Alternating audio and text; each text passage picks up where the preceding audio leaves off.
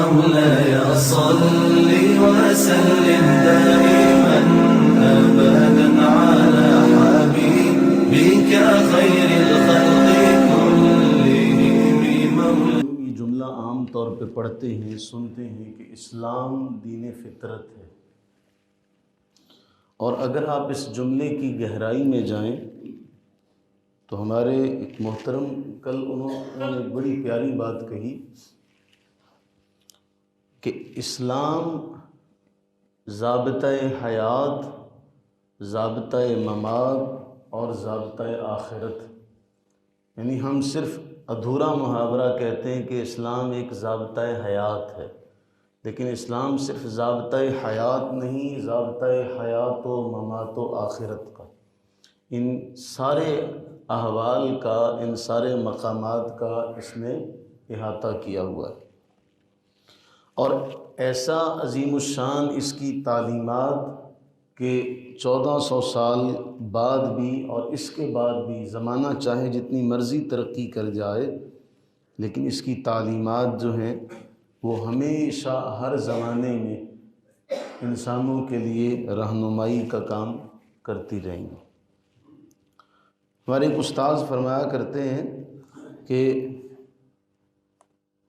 اسلام کو ثابت کرنے کے لیے سائنس کی ضرورت نہیں ہے، بلکہ سائنس کو اپنے وجود قائم رکھنے کے لیے، سائنس کو اپنا وجود قائم رکھنے کے لیے اسلام کے سہارے کی ضرورت ہے. اور جو آج کی حدیث ہے اس کو سمجھیے گا کہ اس حدیث کا تناظر یہ ہے کہ آپ جانتے ہیں آج کے دور میں تو ہمارے پاس سہولیات ہیں کہ ہم بڑے راستے بنے ہوئے ہیں، ان راستوں پر چل کر ہم نے مسجد میں حاضری دینی ہوتی ہے. آپ اس زمانے کا خیال رکھیں کہ جس زمانے میں راستے باقاعدہ طور پر نہیں تھے، کچی آبادی، اور اس دور میں اگر بارش ہو جائے تو راستہ بند ہو جائے گا.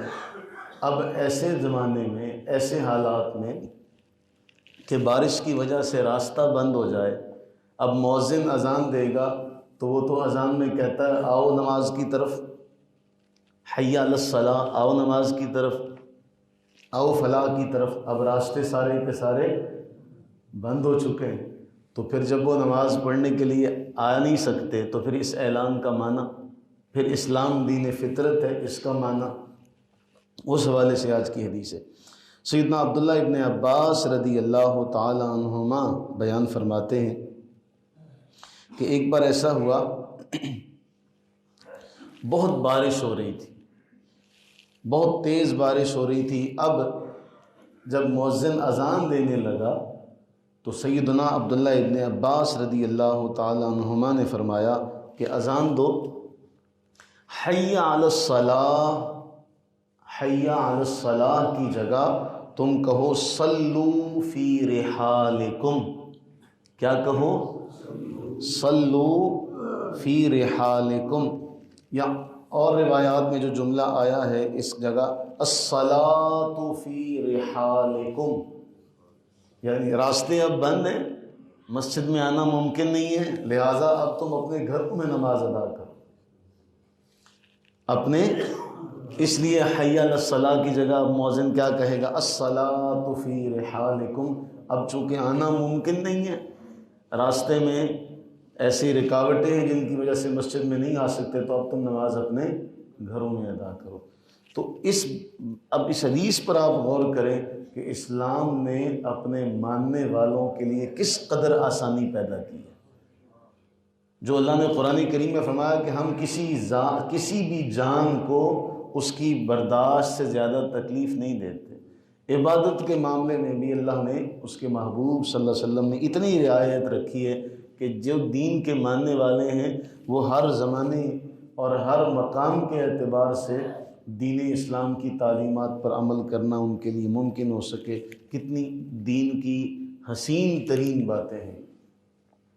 اللہ تعالیٰ سے دعا کریں کہ مولا کریم ہمیں آخری سانس تک اور اس کے بعد بھی اللہ تعالیٰ جب تک ہم زندہ رہیں ہمیں دین اسلام پر زندہ رکھے، اور جب ہمارا آخری وقت تو تب بھی ہماری ولا تموتن الا وانتم مسلمون۔ ہم بھی یہی کہتے ہیں کہ اے باری تعالیٰ ان صلاتی و نسکی و محیای و مماتی للہ رب العالمین، ہمارا سب کچھ تیرے لیے، ہمارا سب کچھ تیرے لیے ہے، اور ہمارے اس جملے کو قبول فرما، آمین ثم آمین۔